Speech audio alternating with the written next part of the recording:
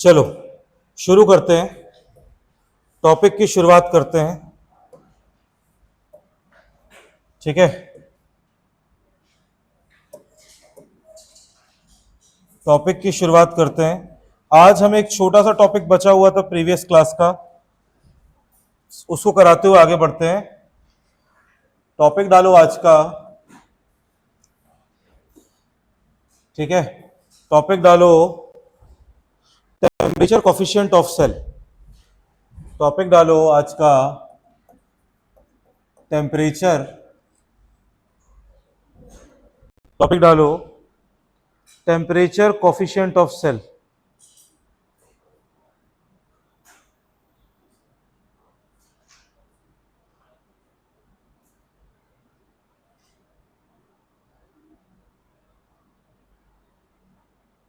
हो गया?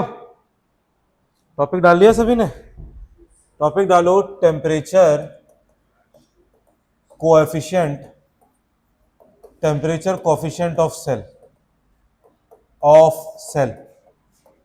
देखो बेटा, ये जो है इस पर बेस्ड दो क्वेश्चन आए हुए हैं अभी तक, है ना। ए मेंस में दो सवाल आए हुए हैं टेम्परेचर कोएफिशिएंट ऑफ सेल को करके, ठीक है ना। देखो टेम्परेचर कोएफिशिएंट ऑफ सेल का मतलब क्या होता है? इसका मतलब है कि अगर मैं टेम्परेचर को चेंज करूंगा तो उससे सेल पोटेंशियल में कितना चेंज आएगा।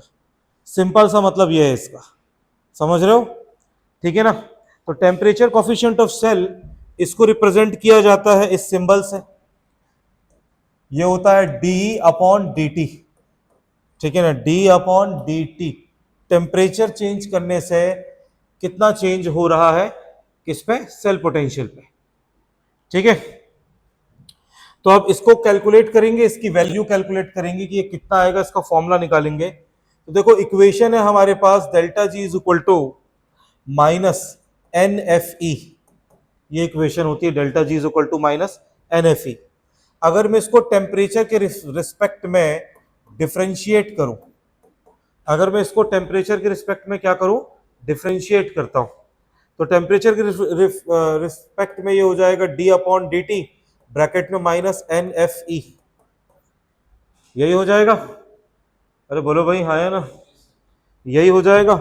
और इससे अगर मैं निकालता हूं तो ये हो जाएगा अपने पास D upon D T, bracket में डेल्टा जी और माइनस एन एफ, ये कांस्टेंट है, ये हो जाएगा डी बाई डी टी।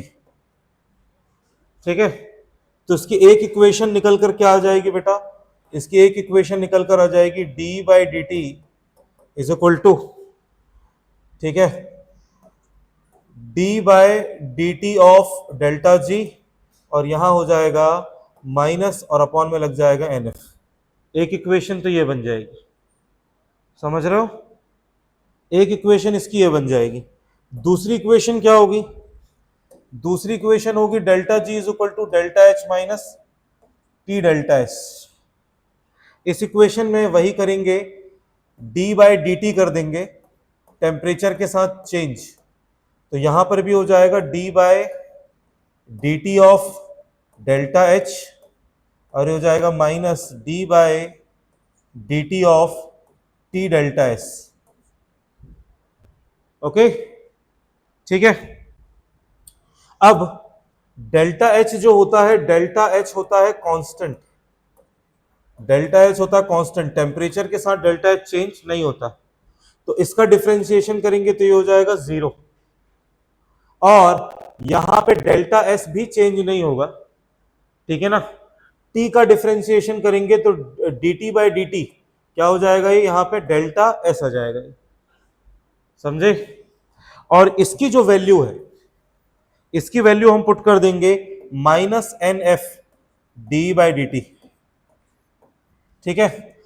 0 हटा देंगे, माइनस माइनस काट देंगे, तो हमारे पास minus N F D by D T आ जाएगा। Minus N F D by D T is equal to delta S, change in entropy, ठीक है। तो हमारे पास चेंज इन एंट्रोपी का फॉर्मूला बनेगा delta S is equal to, delta S is equal to N F into temperature coefficient.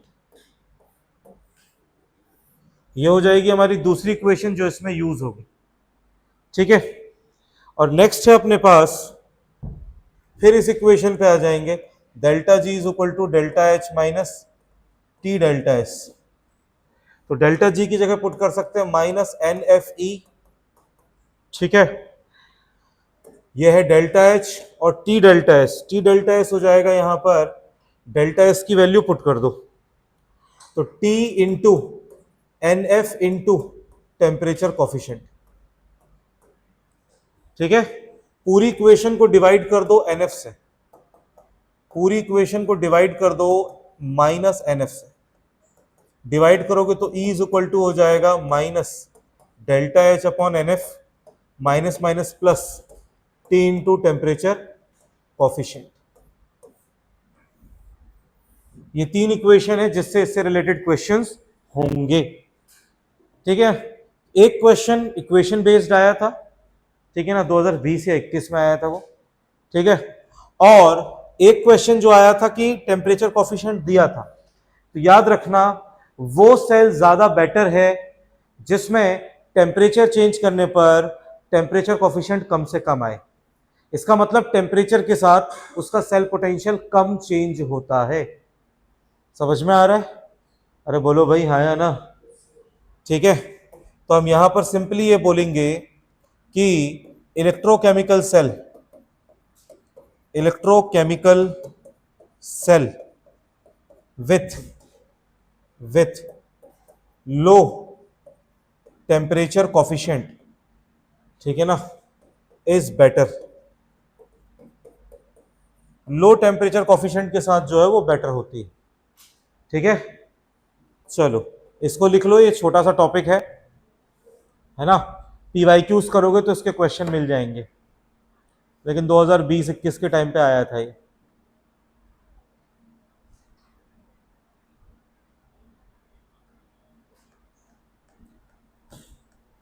अब चालू करेंगे हम नेक्स्ट टॉपिक। आज का मेन टॉपिक जो है वो है इलेक्ट्रोकेमिस्ट्री, सॉरी इलेक्ट्रोकेमिस्ट्री नहीं, क्या बोलेंगे, इलेक्ट्रोलिसिस। आज का टॉपिक डालो इलेक्ट्रोलिसिस, ठीक है।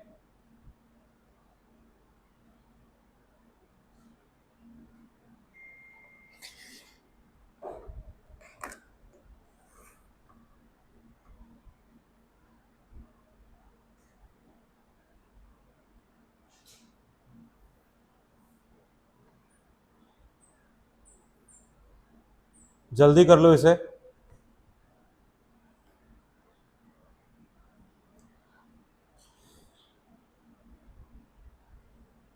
इलेक्ट्रोकेमिकल सीरीज की लिस्ट बनवाई थी मैंने, वो लिस्ट यहां पर काम आएगी, ठीक है, क्योंकि आज हम इलेक्ट्रोलिसिस में प्रोडक्ट ऑफ इलेक्ट्रोलिसिस यूज करेंगे। हो गया ये बताओ, इसको कर लो।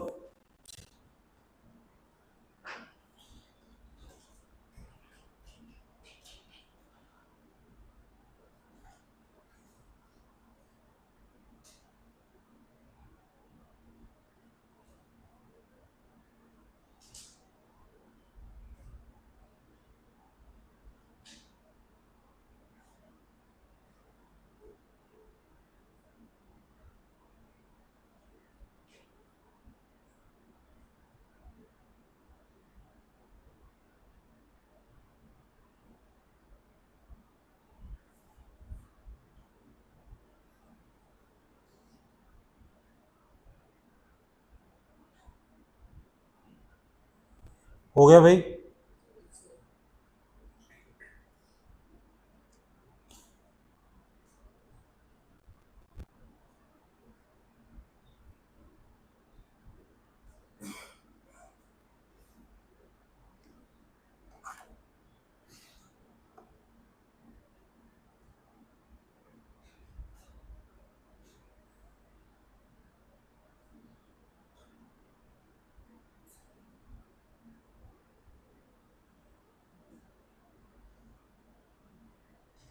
हो गया, आगे बढ़े, बोलो भाई।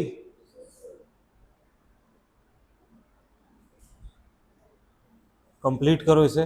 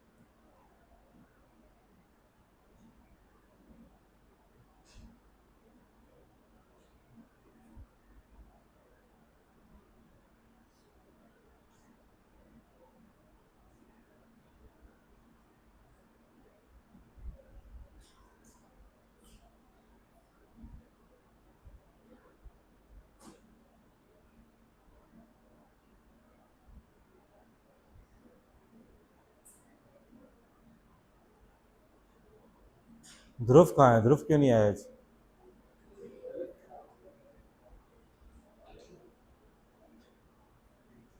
आगे बढ़े, हो गया। चलो देखो भाई, अगला जो टॉपिक है और काफी अच्छा इंपॉर्टेंट और इंटरेस्टिंग टॉपिक है हमारा, ठीक है। टॉपिक का नाम है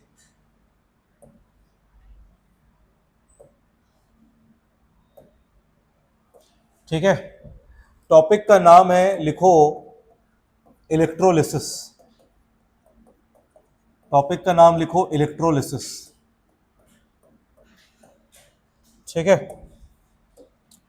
इलेक्ट्रोलिसिस की डेफिनेशन पहले लिखवाई थी मैंने, ठीक है ना। इलेक्ट्रोलिसिस क्या होता है? इलेक्ट्रोलिसिस होता है the process in which electrical energy is supplied, the process in which electrical energy is supplied. एक प्रोसेस जिसमें हम इलेक्ट्रिकल एनर्जी सप्लाई करते हैं। Electrical energy is supplied to carry out non spontaneous chemical reaction, non spontaneous chemical reaction, उसको हम लोग बोलते हैं इलेक्ट्रोलिसिस। इलेक्ट्रिकल एनर्जी को हम लोग क्या कर रहे हैं? यूटिलाइज कर रहे हैं, ठीक है। अब भाई इस हिसाब से देखेंगे तो इलेक्ट्रोलिसिस जो है, इलेक्ट्रोलिसिस का जो पूरा फिनोमेना है, हम उसे दो कंडीशन में कराते हैं। एक कंडीशन जो होती है इलेक्ट्रोलिसिस के फिनोमेना की, ठीक है ना, एक होती है मॉल्टन सॉल्ट इलेक्ट्रोलिसिस। मॉल्टन सॉल्ट इलेक्ट्रोलिसिस, हम कोई सॉल्ट लेते हैं और उस सॉल्ट को मेल्ट करा लेते हैं, हाई टेम्परेचर में होता है। किसमें होता है ये? हाई टेम्परेचर में, मॉल्टन सॉल्ट इलेक्ट्रोलिसिस।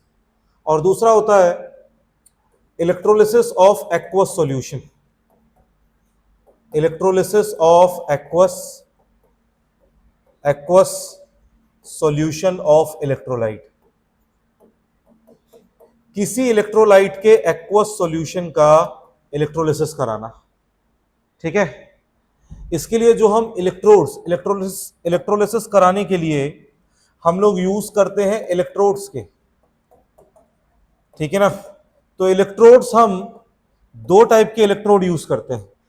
एक को कहा जाता है बेटा एक्टिव इलेक्ट्रोड, एक को कहा जाता है एक्टिव इलेक्ट्रोड, दूसरे को कहा जाता है पेसिव इलेक्ट्रोड, ठीक है। एक होता है एक्टिव इलेक्ट्रोड, एक होता है पेसिव इलेक्ट्रोड, ठीक है। देखो एक्टिव इलेक्ट्रोड क्या करता है? ये रिएक्शन में पार्टिसिपेट करता है, पार्टिसिपेट इन इलेक्ट्रोलिटिक रिएक्शन, ये कर सकता है, इलेक्ट्रोलिटिक रिएक्शन में पार्टिसिपेट कर सकता है। में समझ में आ रहा है? कर सकता है ये किसमें? इलेक्ट्रोलिटिक रिएक्शन में पार्टिसिपेट कर सकता है। पेसिव क्या होता है? पेसिव नहीं करता है, डू नॉट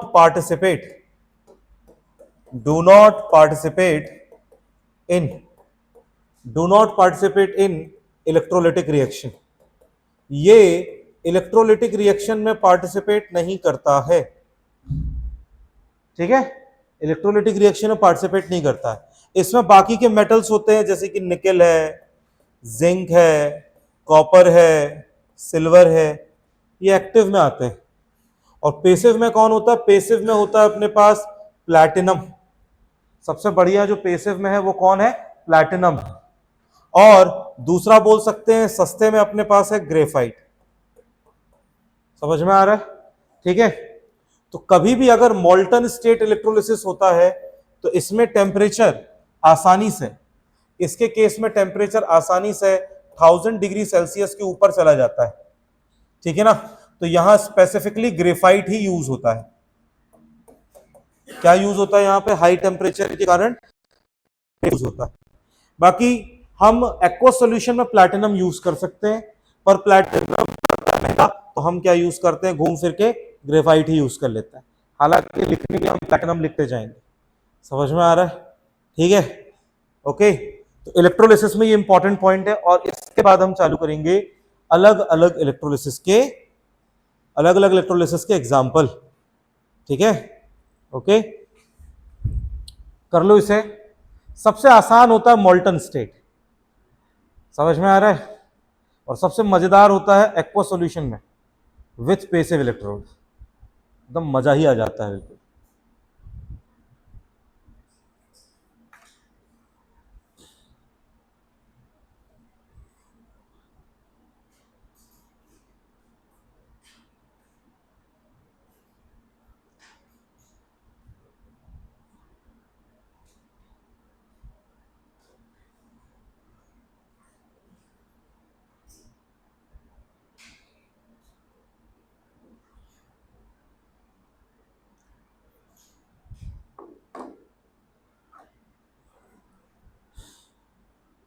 हाँ भाई, लिख लिया? लिख लिया सभी ने?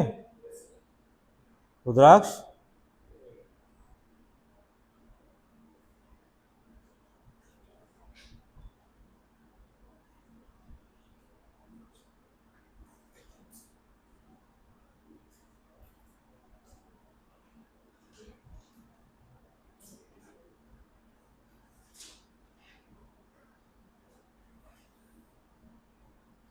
आगे बढ़े, बोलो भाई। चलो बेटा, बात नहीं, बहुत इंपॉर्टेंट चीजें अब हम करने वाले हैं। हालांकि ये वाला पोर्शन आसान, मैं इजी कैटेगरी में रखता हूं।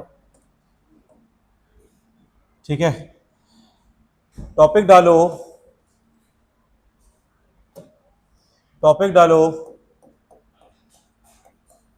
Electrolysis of मॉल्टन electrolyte, electrolysis of मॉल्टन electrolyte, है ना। और उसमें मैं ले लेता हूं पहला एग्जांपल है electrolysis of मॉल्टन sodium chloride. Sodium chloride का मेल्टिंग पॉइंट कुछ 1100 डिग्री सेल्सियस के आसपास होता है। ठीक है ना, मेल्टिंग पॉइंट 1100 डिग्री सेल्सियस के आसपास होता है। ये मैंने लिया एक कंटेनर, और उस कंटेनर में समझ लो, कंटेनर तो कम बोलेंगे, फर्नेस बोलेंगे। क्या बोलेंगे बेटा? फर्नेस, क्योंकि टेम्परेचर लगभग 1000 डिग्री सेल्सियस या उसके ऊपर ही रहेगा, तो फर्नेस बोलेंगे। ठीक है ना, इसमें हमने डाल दिया सोडियम क्लोराइड और ग्रेफाइट के 2 इलेक्ट्रोड डाल दिए इस तरीके से, ग्रेफाइट के इलेक्ट्रोड डाल दिए इस तरीके से, ये और ये। एक तरफ मैंने डाल दिया पॉजिटिव चार्ज और एक तरफ मैंने डाल दिया नेगेटिव चार्ज। मैं अभी कैथोड और एनोड नहीं बता रहा हूं, मैं केवल चार्ज पे फोकस कर रहा हूं। एक तरफ नेगेटिव और एक तरफ पॉजिटिव चार्ज डाल दिया। अब हाई टेम्परेचर पे NaCl ऑब्वियसली मेल्ट हो जाएगा, तो मेल्ट होकर जो आयंस क्रिएट करेगा वो आयन होगा Na+ और Cl-।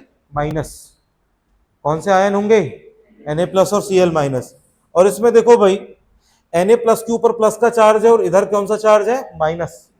तो ये Na+ इसके तरफ जाएगा, समझ रहे हो कि नहीं समझ रहे हो? और दूसरा है Cl- और इधर क्या है? प्लस। Cl- इसके तरफ जाएगा, समझे? तो प्लस का आयन माइनस की तरफ जाएगा। अब याद रखना, अब मैं चार्ज दे रहा हूं, समझ में आ रहा है? मैं चार्ज दे रहा हूं, मैं करंट खुद फ्लो करा रहा हूं, समझ में आ रहा है? मैं करंट फ्लो करा रहा हूं, बाहर से चार्ज दे रहा हूं। तो अब क्या होगा देखो भाई, अब इस केस में क्या हो जाएगा? ठीक है, हम बोलेंगे नेगेटिव वाले में क्या होगा, जहां नेगेटिव चार्ज है। बेटा जहां नेगेटिव चार्ज है वहां पॉजिटिव वाला आएगा Na+ एक इलेक्ट्रॉन गेन करेगा। बेटा नेगेटिव का मतलब क्या है? ये इलेक्ट्रॉन प्रोवाइड कर रहा है, मेरी बात समझ रहे हो? नेगेटिव का मतलब है ये इलेक्ट्रॉन प्रोवाइड कर रहा है, और पॉजिटिव का मतलब है ये इलेक्ट्रॉन बाहर निकाल रहा है, समझ रहे हो? पॉजिटिव का मतलब क्या है? ये इलेक्ट्रॉन बाहर निकाल रहा है। तो Na+ इलेक्ट्रॉन गेन करेगा और उससे क्या बन जाएगा? सोडियम बन जाएगा। हाई टेम्परेचर है, सोडियम लिक्विड स्टेट में आएगा, Na+ लिक्विड स्टेट में था, यहां पर हो रहा है गेन ऑफ इलेक्ट्रॉन। और बेटा गेन ऑफ इलेक्ट्रॉन को क्या बोलते हैं? रिडक्शन। और रिडक्शन जहां होता है उसे बोलते हैं कैथोड। समझे कि नहीं समझे? इस बार कैथोड पे माइनस का चार्ज है, पिछली बार कैथोड पे प्लस का चार्ज। इलेक्ट्रोकेमिकल सेल यहां क्या है? यहां माइनस है। समझ में आ रहा है? क्योंकि कैथोड और एनोड ऑक्सीडेशन और रिडक्शन से डिसाइड होते हैं। किससे डिसाइड होते हैं बताओ? ऑक्सीडेशन रिडक्शन से कैथोड एनोड डिसाइड होते हैं। ठीक है, तो इसका मतलब जो दूसरा वाला है जिसपे प्लस का चार्ज है वो हो गया एनोड, और एनोड में कौन जाएगा? एनोड में जाएगा Cl माइनस। और प्लस का चार्ज है तो जो प्लस का चार्ज है जिस इलेक्ट्रोड पे, ये Cl माइनस से इलेक्ट्रॉन निकाल लेगा। Cl माइनस से क्या निकाल लेगा बताओ? Cl माइनस से इलेक्ट्रॉन निकाल देगा। तो इससे क्लोरीन से इलेक्ट्रॉन निकल जाएगा, ये हो जाएगा, ये बन जाएगा हाफ Cl2। समझ में आ रहा है? ठीक है ना? क्लोरीन जो बनेगी वो Cl2 गैस के फॉर्म में बनेगी। और अगर मैं दोनों रिएक्शन को जोड़कर ओवरऑल रिएक्शन लिखूं, तो भाई यहां से इलेक्ट्रॉन निकला ये माइनस, यहां इलेक्ट्रॉन निकला ये माइनस, ओवरऑल रिएक्शन हो जाएगी। NaCl जो कि लिक्विड था उसका इलेक्ट्रोलिसिस कराते हैं। क्या कराते हैं? उसका इलेक्ट्रोलिसिस कराते हैं। तो उससे क्या बनता है? उससे सोडियम लिक्विड बनता है, और साथ में क्या बनता है? हाफ Cl2 गैस बनती है। समझ में आ रहा है? एक्चुअली सोडियम बहुत रिएक्टिव होता है, क्लोरीन बहुत रिएक्टिव होता है, तो इनको क्या किया जाता है? इनके ऊपर सेपरेट कंटेनर्स टाइप से लगाए जाते हैं और आर्गन गैस का एनवायरनमेंट रखा जाता है। प्रोसेस के टाइम पे कवर करके आर्गन गैस का एनवायरनमेंट रखते हैं, क्योंकि नोबल गैस है तो रिएक्ट नहीं करेगी। समझ में आ रहा है? ठीक है, तो ये हो गया इलेक्ट्रोलिसिस ऑफ मोल्टन NaCl। इससे आसान कुछ हो ही नहीं सकता। होगा क्या बताओ? अरे बोलो भाई, ये आसान नहीं लग रहा तुम लोगों को? हाँ बोलो। अबे पानी है ही नहीं, मैं बोल रहा हूं मोल्टन NaCl लिया है। मोल्टन NaCl लिया है, पानी लिया ही नहीं है। हैं?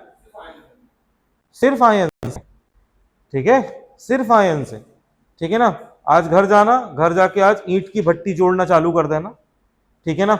10 दिन में भट्टी जुड़ जाएगी, बन जाएगी। फिर उसमें ढेर सारा कोयला डालना और जलाना, और उसमें ऊपर से नमक डाल देना। ठीक है ना? तब दिखाई देगा। ओके, बता रहा हूं कि इलेक्ट्रोलिसिस ऑफ मोल्टन NaCl है। पानी है ही नहीं। पानी अभी आएगा, दूसरा एग्जांपल बता दें दो, उसके बाद पानी का ही करेंगे। दूसरा एग्जांपल है, इसको तुम लोग खुद कर लो। Electrolysis of molten, electrolysis of molten MgCl2। देखो, सोडियम, प्योर सोडियम मेटल बनाने के लिए और प्योर मैग्नीशियम मेटल बनाने के लिए इलेक्ट्रोलिसिस ही कराया जाता है। समझ में आ रहा है? तो ये सोडियम मेटल बनाने की मेथड भी है ये। समझ में आ रहा है? लिख लो इसे। MgCl2 के बाद अब हम कराएंगे एक्वा सॉल्यूशन।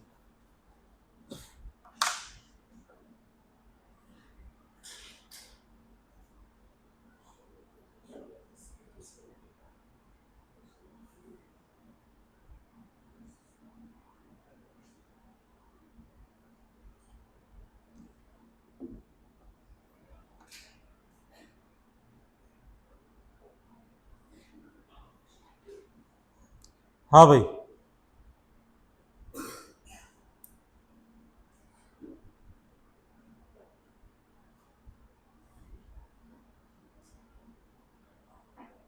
हो गया भाई, बताओ।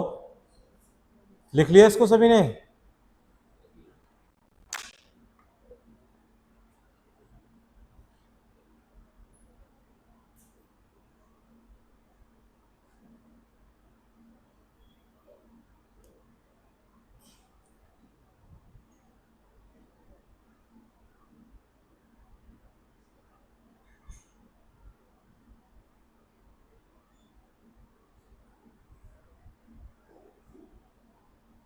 और शुरू हो गया।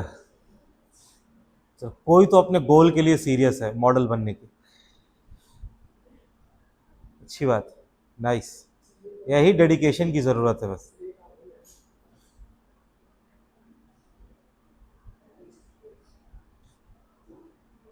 हो गया।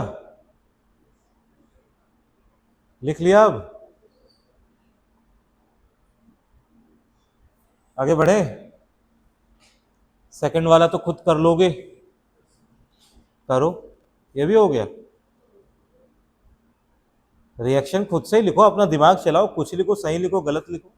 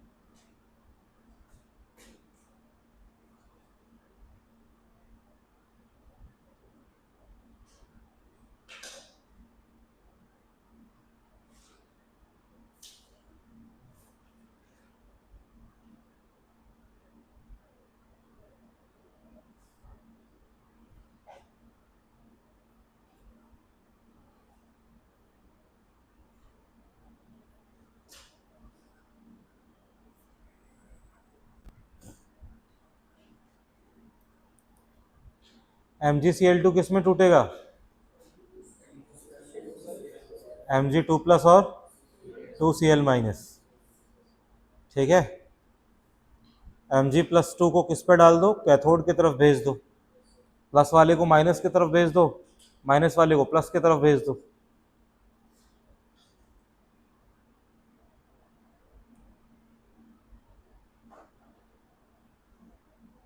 ठीक है,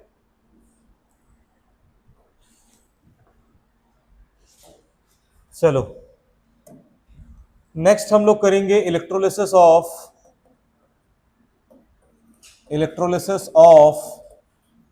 एक्वस सॉल्यूशन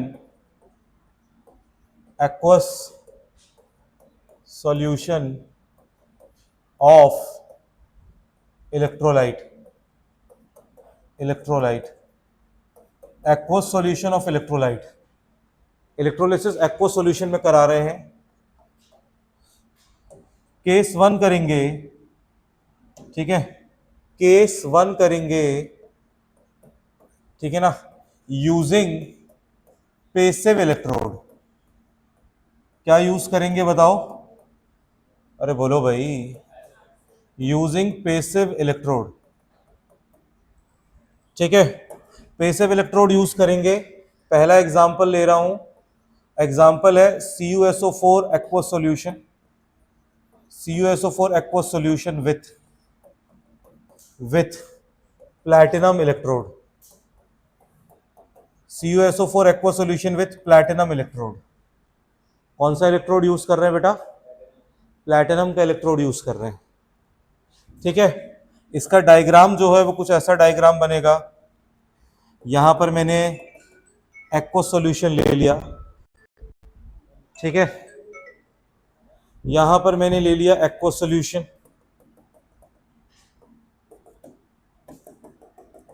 ओके, दो प्लैटिनम के बार्स इस तरीके से डाल दिए, एक तरफ प्लस का चार्ज दिया, एक तरफ माइनस का चार्ज दिया। माइनस वाला कैथोड है, अब याद हो गया होगा तुम्हें, और प्लस वाला जो है वो एनोड है। ठीक है, ओके। अब सॉल्यूशन में क्या क्या है भाई? सॉल्यूशन जो है, सॉल्यूशन में CuSO4 है, कॉपर सल्फेट। सॉल्यूशन में कौन है बेटा? CuSO4 copper sulphate. मतलब यहां दो आयंस हैं, एक आयन है यहाँ कॉपर +2 और एक आयन है यहाँ SO4 2-। समझे नहीं समझे? अरे बताओ भाई। तो कॉपर +2 जो है, कॉपर +2 जो है वो कहां जाएगा? कॉपर +2 यहां से निकल के यहां जाएगा, SO4 2- इधर जाएगा। यही होगा कि नहीं होगा? बट यहां एक प्रॉब्लम है, ज्यादातर लोग दो ही आयन देखेंगे, लेकिन यहां एक प्रॉब्लम है। प्रॉब्लम क्या है पता है? प्रॉब्लम यह है, वाटर भी है। कौन है जल्दी बताओ? और वाटर भी रिएक्शन करता है। समझ में आ रहा है कौन रिएक्शन करता है? बताओ। वाटर भी है और वाटर भी रिएक्शन करता है। तो अब यहां पर हर इलेक्ट्रोड पे कम से कम दो रिएक्शन होंगी। कितनी रिएक्शन होंगी बताओ? कम से कम दो रिएक्शन होंगी। और दो रिएक्शन में जो ज्यादा पावरफुल होगी वो जीत जाएगी। सही बात है कि नहीं भाई? दो रिएक्शन होंगे, दोनों रिएक्शन के बीच में क्या होगा? कंपटीशन होगा। ठीक है, और ये कैसे पता चलेगा कौन सी रिएक्शन हो रही है? देखेंगे अभी हम। पहले हम लेंगे, पहले आसान ले लेते हैं, पहले ले लेते हैं कैथोड। कैथोड नेगेटिव ये। अब कैथोड पे कौन कौन सी रिएक्शन होगी? कैथोड पे पहला जाएगा copper plus two. Copper plus two 2 electron gain करेगा और कॉपर सॉलिड बनाएगा, है ना। और कैथोड पे क्या होता है बेटा? कैथोड पे होता है रिडक्शन। और कैथोड पे रिडक्शन होता है तो हम लोग क्या चेक करते हैं? हम लोग चेक करते हैं एसआरपी। क्या चेक करेंगे बताओ? एसआरपी। तो कॉपर जब 2 इलेक्ट्रॉन गेन करता है तो इसका एसआरपी है प्लस 0.34 वोल्ट। कितना इसका एसआरपी जल्दी बताओ? Plus 0.34 volt. दूसरी रिएक्शन वाटर करेगा। वाटर क्यों करेगा? क्योंकि आई थिंक आपको आइडिया होगा, वाटर अपने आप में ऐसे डिसोशिएट होकर रहता है, भले ही ये कॉन्सेंट्रेशन बहुत कम है पर रिएक्शन इसके कारण होती है। तो वाटर जो है, वाटर, दो वाटर के मॉलिक्यूल्स दो अगर इलेक्ट्रॉन गेन करें तो उससे रिलीज होगी H2 गैस और साथ में बनेगा 2 OH माइनस। इसका एसआरपी क्या है? लिस्ट में देखो, लिस्ट बनवाई थी। क्या है इसका एसआरपी? अरे गधों, 0H प्लस का होता है। यहां H प्लस दिख रहा है किसी को क्या? वाटर से H2 बन रहा है। इसका एसआरपी है, बोलो, माइनस 0.83। बहुत बढ़िया, समझ में आ रहा है? माइनस 0.83 होता है ये। अब देखो भाई, इन दो केसेस में कैथोड पे रिडक्शन होगा और बेटा कैथोड में उसका रिडक्शन होगा जिसका एसआरपी ज्यादा होगा। समझ में आ रहा है कि नहीं आ रहा? बोलो, अरे बताओ भाई, इन दोनों में किसकी रिएक्शन होगी? इन दोनों में उसकी रिएक्शन होगी जिसका रिडक्शन पोटेंशियल ज्यादा है। जिसका रिडक्शन पोटेंशियल हाई है वो रिएक्शन होगी, मतलब ये रिएक्शन होगी। और जो दूसरी वाली रिएक्शन है ये रिएक्शन नहीं होगी। समझे या नहीं समझे? दूसरी वाली रिएक्शन नहीं होगी। क्लियर है? बोलो भाई हाँ या ना। मतलब इससे एक चीज तो कंफर्म हुई कि कैथोड पे कॉपर डिपॉजिट होगा। बोलो भाई हाँ या ना। कैथोड पर क्या होगा? कॉपर डिपॉजिट होगा। अब बात आती है एनोड की। समझ में आ रहा है? अब अगली बात आती है एनोड की। तो एनोड पर प्लस का चार्ज है। एनोड पर कौन जाएगा? एनोड पर एक तो जाएगा वाटर और दूसरा जो है, दूसरा जाएगा SO4 2 माइनस आयन। कौन जाएगा जल्दी बताओ? एक तो जाएगा वाटर और एक तो जाएगा SO4 2 माइनस आयन। ठीक है ना? कहीं इन दोनों की रिएक्शन दी है क्या? बताओ जरा, कॉपी में चेक करो। देखो भाई, इन दोनों की रिएक्शन तो आपको, अगर आप देखोगे तो आपको अपनी लिस्ट में, अगर आप लेफ्ट हैंड साइड देखोगे तो आपको इन दोनों की रिएक्शन नहीं दिखाई देगी, क्योंकि ये दोनों ऑक्सीडेशन करने वाले हैं। इनको ढूंढना है तो इनको राइट हैंड साइड में ढूंढना पड़ेगा। कहां ढूंढना पड़ेगा बताओ?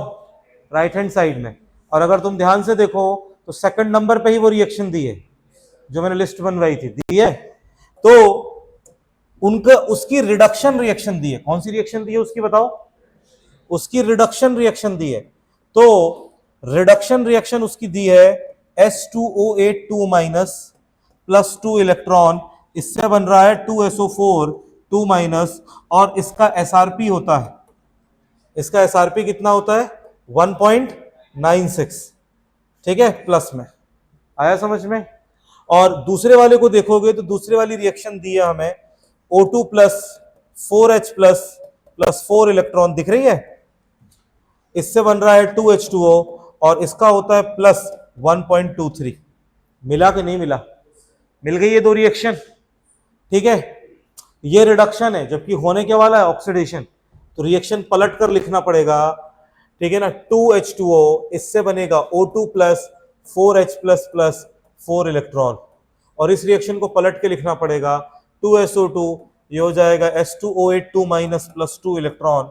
और रिएक्शन पलटूंगा तो फिर क्या लिखूंगा इनका? SOP। क्या लिखूंगा जल्दी बताओ? SOP।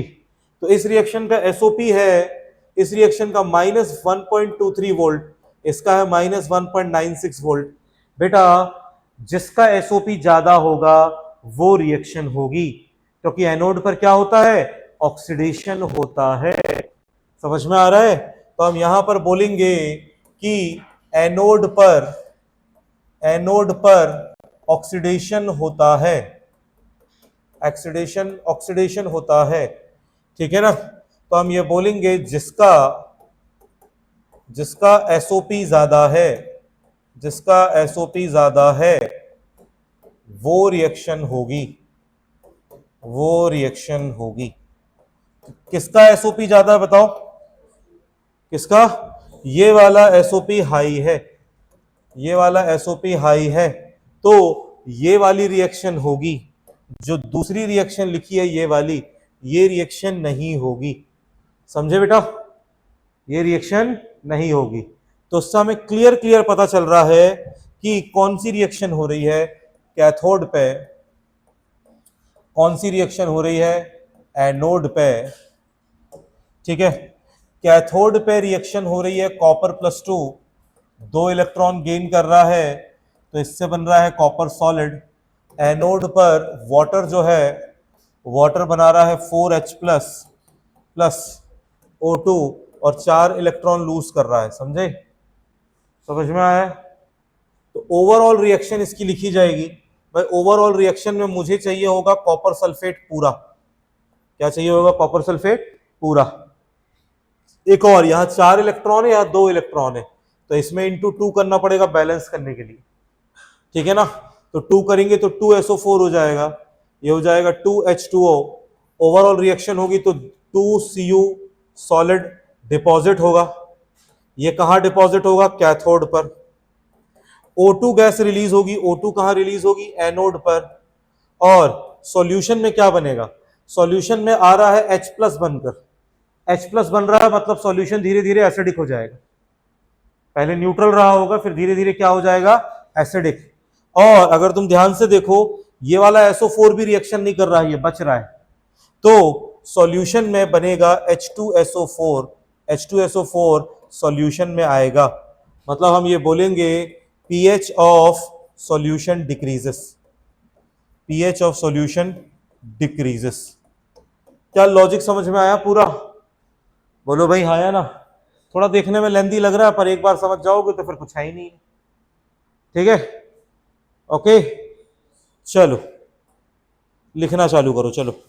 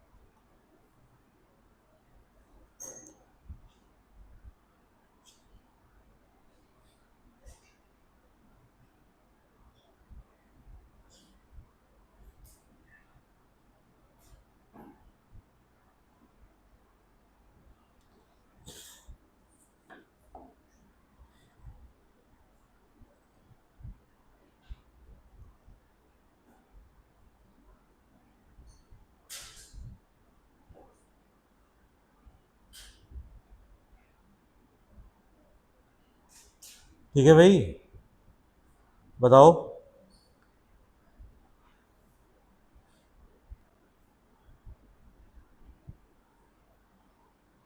कुछ समझ में आया कि नहीं आया लास्ट में? हाँ?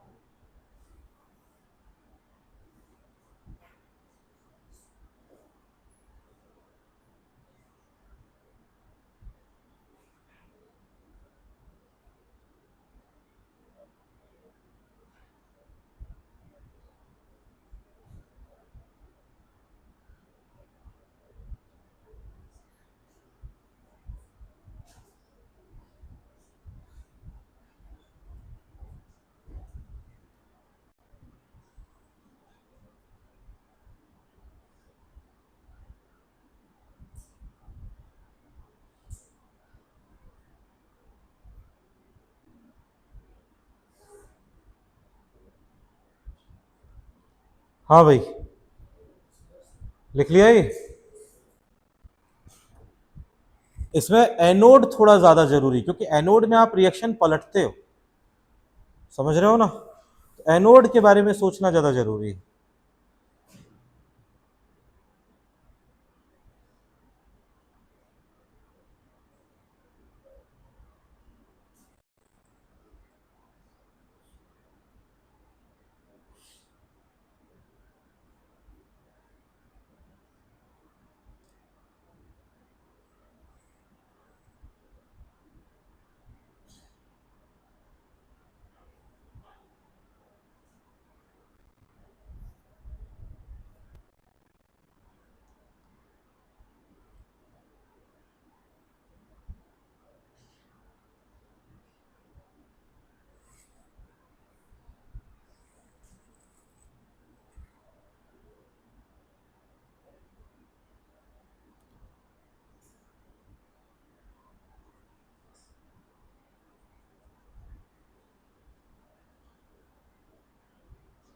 ठीक है भाई, हो गया।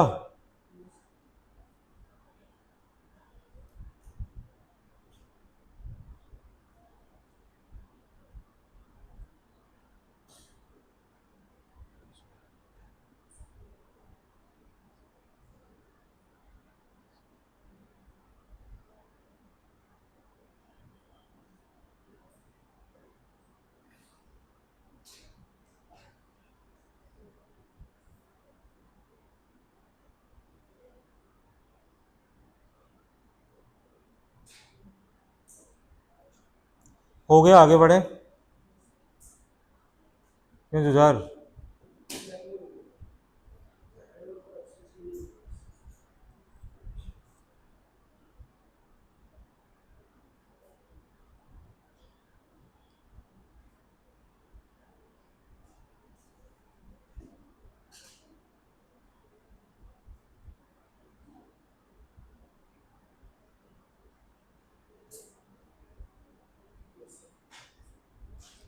हाँ भाई, हो गया।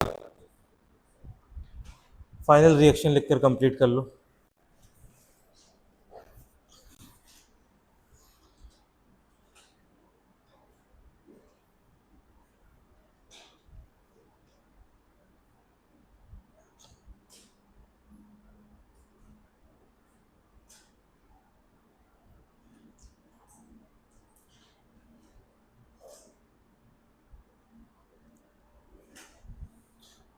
इलेक्ट्रोकेमिकल सीरीज की लिस्ट ओपन करके रख लेना, और इसके बाद मैं 2-3 क्वेश्चन दूंगा, ट्राई करना उस क्वेश्चन को। ठीक है? क्या युवराज, लिख लिया तूने? हाँ, बताओ। 2-3 क्वेश्चन है, उनको ट्राई करना है, बहुत आसानी से हो जाएंगे।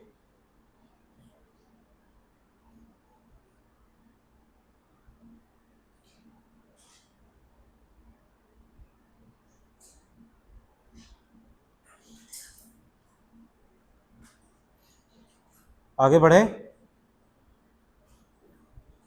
जिसका हो गया है वो सॉल्व करो। Aqueous NaBr platinum electrode, aqueous NaBr platinum electrode. ठीक है, आगे बढ़े। चलो, दूसरा एग्जांपल है aqueous NaBr solution with platinum electrode, platinum electrode.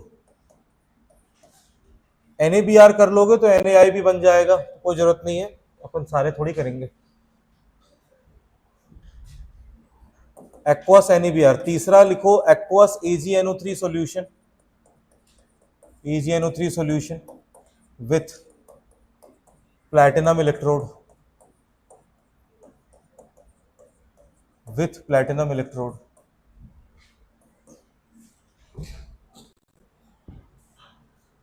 हाँ, सेकंड वाला ट्राई करो, बन जाएगा तुमसे।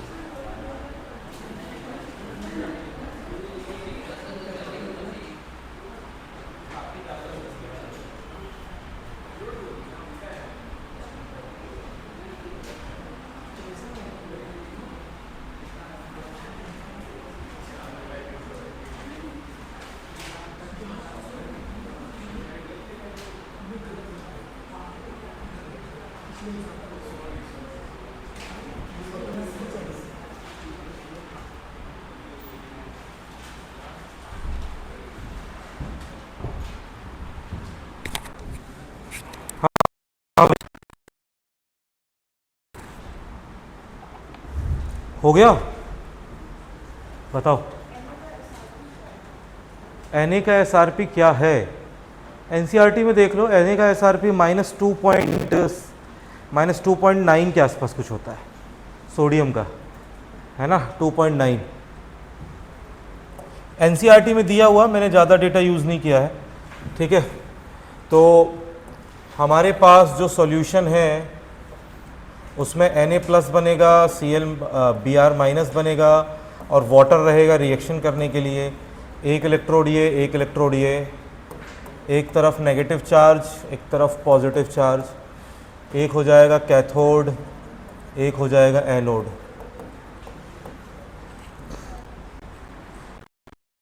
SRP याद नहीं कर सकते, है ना, हमें मेटल का नेचर लेकिन हम आसानी से याद कर सकते हैं, ठीक है। सोडियम एक बहुत अच्छा मेटल है, और बहुत अच्छा मेटल है तो वो इलेक्ट्रॉन लूज करना प्रेफर करेगा, वो इलेक्ट्रॉन गेन करना प्रेफर नहीं करेगा अच्छे से। इसीलिए Na+ से Na का जो SRP होगा वो हाईली नेगेटिव होगा। SRP कैसा होगा? वो हाईली नेगेटिव होगा, ठीक है, ओके। चलो तो कैथोड की रिएक्शन देखते हैं। कैथोड पे नेगेटिव, है ना, और अभी अपन वैसे ही कर रहे हैं तो वैल्यू से कर रहे हैं, तो Na+ एक इलेक्ट्रॉन गेन करेगा। तो इससे अगर मान लो Na सॉलिड बन रहा है तो इसका SRP देखेंगे, इसका SRP शायद -2.95 होता है। कितना है? 71 है, NCERT में दिया होगा तो -2.71 लिख दो, -2.71 है, ठीक है। और दूसरा है हमारे पास कौन? वाटर, 2H2O + 2 इलेक्ट्रॉन, इससे बन जाएगा H2 + 2 OH-, और इसका होता है -0.83। अब बेटा जिसका SRP ज़्यादा है वो रिएक्शन होगी, ये ज़्यादा है, बोलो हाँ या ना, ये ज़्यादा है, तो ये वाली रिएक्शन नहीं होगी, क्योंकि ये वैल्यू क्या है? ये वैल्यू लो है। कौन सी रिएक्शन होगी? ये वाली रिएक्शन होगी। मतलब कि कैथोड से हाइड्रोजन गैस रिलीज होगा। कैथोड से क्या रिलीज होगा बताओ? कैथोड से हाइड्रोजन गैस रिलीज होगा। अब आ जाते हैं अपन एनोड पे। एनोड पे प्लस का चार्ज है, इसके पास कौन कौन जाएगा? इसके पास जाएगा Br- और इसके पास जाएगा वाटर। Br- अगर इलेक्ट्रॉन लूज करेगा तो वो Br2 बनाएगा और 2 इलेक्ट्रॉन छोड़ेगा। 2H2O अगर रिएक्शन करेगा तो वो O2 बनाएगा, 4H+ और 4 इलेक्ट्रॉन छोड़ेगा। और इनके SOP चेक करना है। समझ में आ रहा है? समझ में आ रहा है? तो इसका SRP, Br2 का जो SRP होता है वो होता है 1.09, तो इसका SOP हो जाएगा -1.09। NCERT में लिस्ट है, you can check from there, okay. और वाटर का कितना हो जाएगा? वाटर का होता है 1.23, ये हो जाएगा -1.23। तो इन दोनों में हायर वैल्यू कौन सी है? इन दोनों में ये वाली वैल्यू जो है, ये वैल्यू हायर है, ये वैल्यू हायर है SOP की। तो ये रिएक्शन होगी, ये रिएक्शन नहीं होगी, इसको कट कर सकते हो। समझे बेटा? तो ओवरऑल अगर हम यहाँ से देखें तो यहाँ से कौन सी गैस निकलेगी? यहाँ से Br2 गैस निकलेगी। ओवरऑल रिएक्शन देखेंगे तो क्या होगा? NaBr एक्वस है ना। प्रॉपर बैलेंस करने के लिए यहाँ लगा दिया मैंने 2, साथ में ले दिया 2H2O रख दिया मैंने, 2H2O लिक्विड। तो कैथोड पे क्या हो रहा है? कैथोड पर हाइड्रोजन गैस रिलीज हो रही है कैथोड पर। एनोड पर क्या हो रहा है? एनोड पर Br2 गैस रिलीज हो रही है एनोड पर। तो सॉल्यूशन में क्या बच रहा है? सॉल्यूशन में बच रहा है Na+। क्या बच रहा है सॉल्यूशन में बताओ? Na+। और सॉल्यूशन में बनकर आ रहा है OH-। तो इससे बनेगा NaOH। Na+ और OH- से क्या बनेगा? NaOH aqueous. तो सॉल्यूशन में बनकर आएगा NaOH। समझ में आ रहा है? मतलब सॉल्यूशन कैसा होते जाएगा? Solution becomes basic. NaOH का नेचर बेसिक होता है, तो हम ये बोलेंगे solution becomes basic, solution becomes basic. और pH इंक्रीजेस, और लिख सकते हैं कि जो pH होगा वो इंक्रीज होने लगेगा, क्योंकि 7 से ऊपर पीएच बेसिक का होता है, 7 से ऊपर बेसिक, 7 से कम एसिडिक, तो पीएच इंक्रीजेस। बन जाएगा सेकंड वाला? क्यों भैया, बना कि नहीं बना?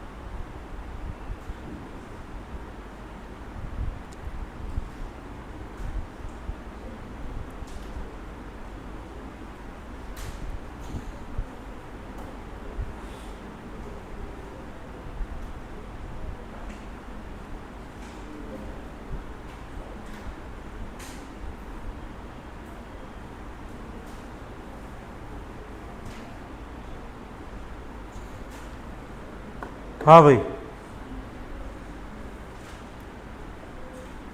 हो गया?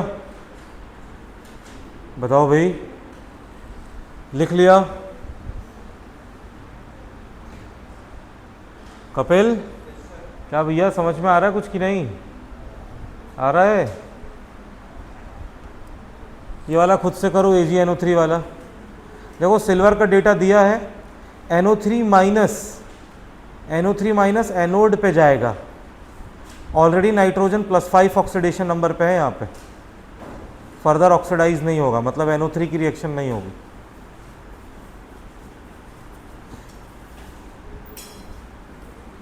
NO3 माइनस का फर्दर ऑक्सीडेशन नहीं हो सकता।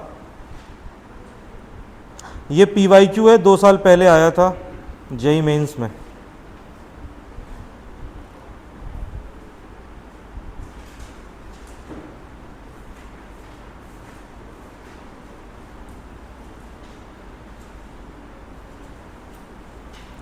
ठीक है ना, NO3 माइनस का ऑक्सीडेशन नहीं होता है, मैंने पहले ही बता दिया।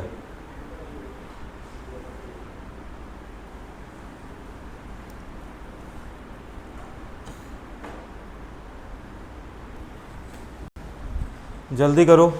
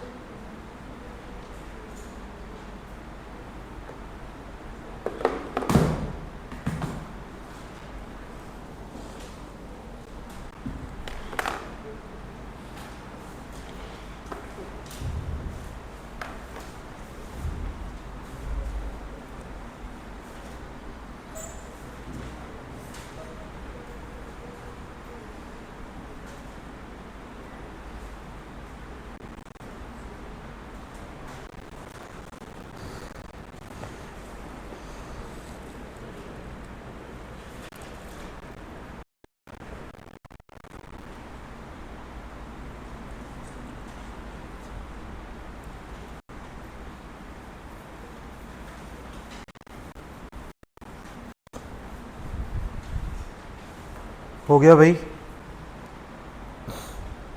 AgNO3 वाला। यहाँ पर आयन है अपने पास Ag प्लस NO3 माइनस और है वाटर। पहले लेंगे कैथोड, कैथोड पे नेगेटिव चार्ज है ना। Ag प्लस अगर एक इलेक्ट्रॉन गेन करके Ag बना रहा है तो इसका SRP होता है +0.80 वोल्ट। और अगर वाटर की रिएक्शन हो रही है 2H2O प्लस 2 इलेक्ट्रॉन, इससे निकल रहा है H2 plus OH minus 2OH minus, तो इसका होता है माइनस कितना होता है इसका, माइनस 0.83 वोल्ट। तो इन दोनों में कौन सा हायर है बेटा, ये वाला है हायर, ये वाला हायर है, ये रिएक्शन होगी, ठीक है, ये रिएक्शन नहीं होगी। तो कैथोड पर कौन डिपॉजिट होगा, सिल्वर डिपॉजिट होगा, कैथोड पर सिल्वर डिपॉजिट होगा। दूसरा है एनोड। एनोड पे मैंने पहले ही बता दिया है, NO3 माइनस का फर्दर ऑक्सीडेशन नहीं हो पाता है। तो दूसरी रिएक्शन बस बची कौन सी, NO3 माइनस का फर्दर ऑक्सीडेशन नहीं होता है, तो दूसरी रिएक्शन बचा वाटर बस। तो वाटर की रिएक्शन होगी तो O2 रिलीज होगा, 4H प्लस 4 इलेक्ट्रॉन, ये वाली रिएक्शन होगी। तो एनोड पर O2 रिलीज होगा, एनोड पर क्या रिलीज होगा, O2 रिलीज होगा।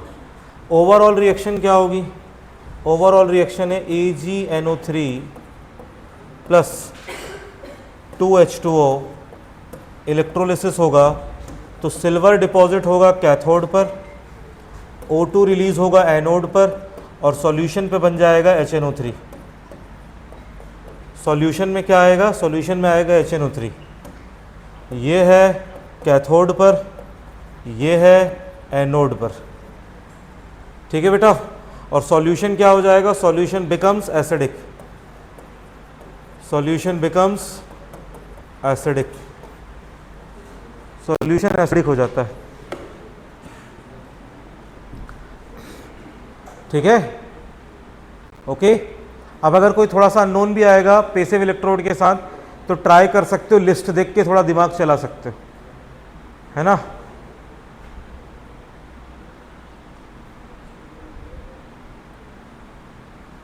ओके बच्चों, बताओ भाई, हो गया। जिसका हो गया हो वो एक्वस NaCl करे पैसिव इलेक्ट्रोड के साथ, एक्वस NaCl पैसिव इलेक्ट्रोड के साथ।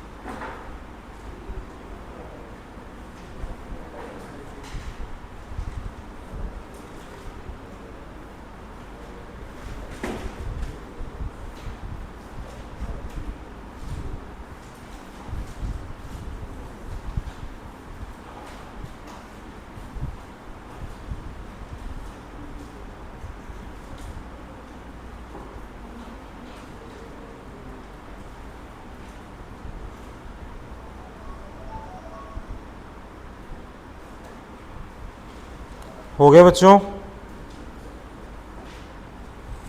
ये तो लिख लिया होगा, कंप्लीट करो।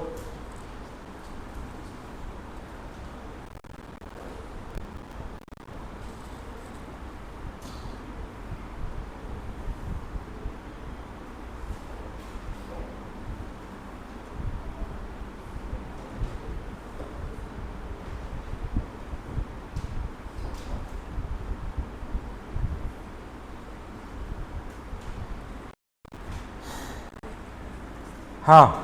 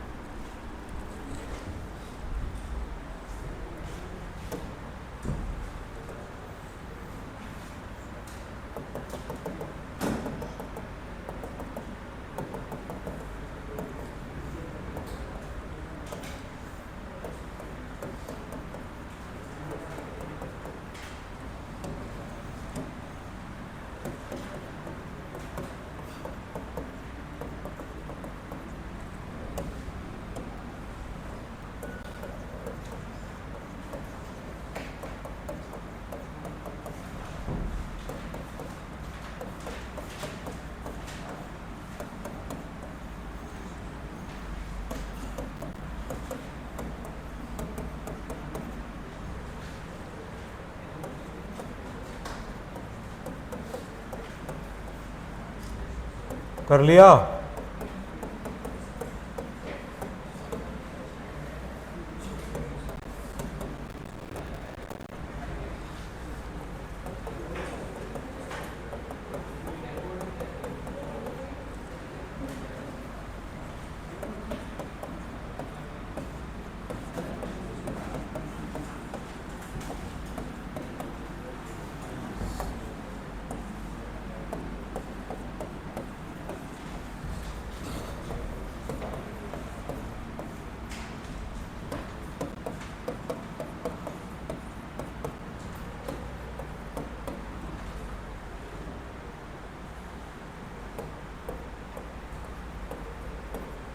आया किसी का आंसर?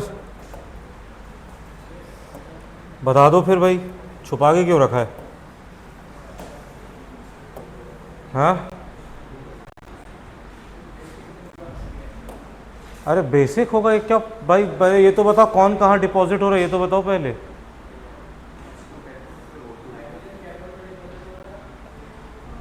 कौन? हाइड्रोजन। यस, देखो भाई ये है हाइड्रोजन, ये वाली रिएक्शन होगी इन दोनों में, ये क्या है, ये है हायर, इन दोनों में ये हायर है, तो ये रिएक्शन होगी, ये रिएक्शन नहीं होगी, तो H2 निकलेगा कैथोड से, और एनोड पे कौन निकलेगा? O2। देखो भाई यहाँ पर SOP की ये वैल्यू क्या है, ये वैल्यू हायर है, समझ में आ रहा है? इसका मतलब कौन निकलेगा? O2 निकलेगा, और ये रिएक्शन नहीं होनी चाहिए, ये रिएक्शन होनी चाहिए। समझे कि नहीं समझे? बट ठीक है ना, लेकिन होता क्या है यहां पर देखो, लेकिन जो रेट है, rate of production of O2, rate of production of O2 is very slow. यहां पर O2 का जो प्रोडक्शन है वो काफी स्लो है, समझ में आ रहा है? जो भी है केमिकल काइनेटिक्स, उसके मैकेनिज्म के कारण उसका प्रोडक्शन बहुत स्लो रहेगा, तो ओवरऑल रेट ऑफ रिएक्शन क्या है? स्लो, तो कम ऑक्सीजन जनरेट होगा। और अगर रेट स्लो है तो रेट को बढ़ाने के लिए क्या किया जाता है? टू इंक्रीज रेट, समझ में आ रहा है? More potential difference is applied. Rate को बढ़ाने के लिए क्या करते हैं हम? ज्यादा पोटेंशियल डिफरेंस लगाते हैं, more potential difference is applied. और जब हम ये अप्लाई करते हैं ओवर पोटेंशियल डिफरेंस, तो उससे क्या होता है, इस वाली रिएक्शन के साथ साथ अब ये जो रिएक्शन थी, ये वाली रिएक्शन होने लग जाती है, समझ में आ रहा है? तो हम ये बोलेंगे this case is called over potential, this case is called over potential, ठीक है? एंड यहां पर क्या हो जाता है? Cl2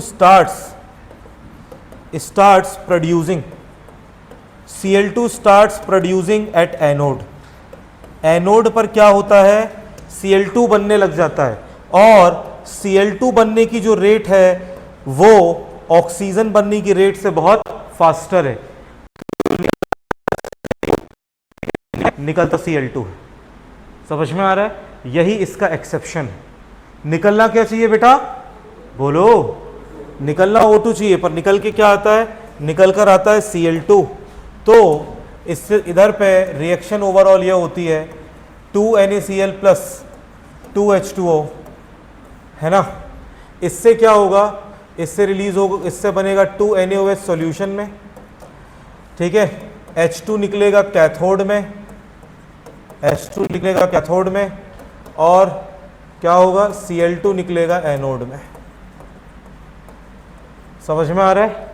ठीक है ना? तो इसको याद करने का एक तरीका बना लिया जाता है, कैथोड, एनोड और सॉल्यूशन।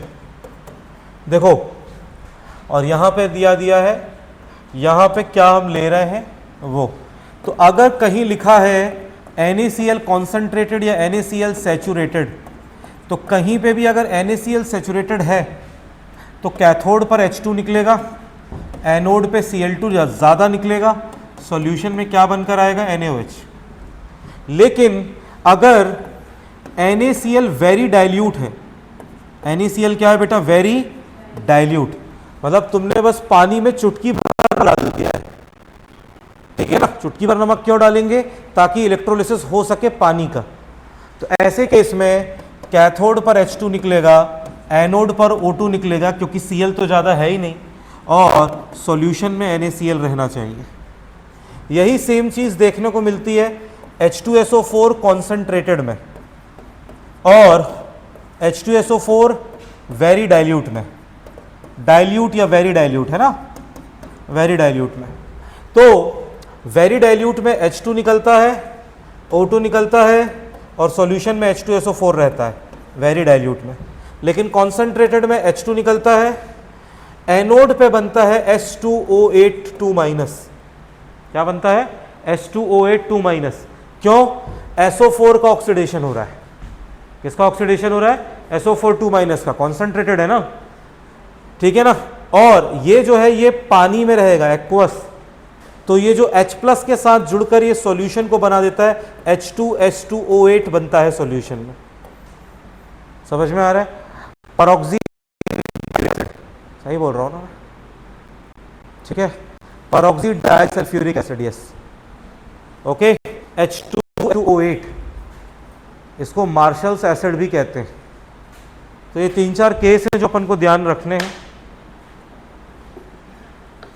इसको लिख लो। प्रीवियस पेज दिखाऊं, ठीक है। एक्टिव इलेक्ट्रोड का अभी नहीं कराया है, एक्टिव इलेक्ट्रोड का कल की क्लास में, मतलब नेक्स्ट क्लास में करवा दिया जाएगा, ठीक है।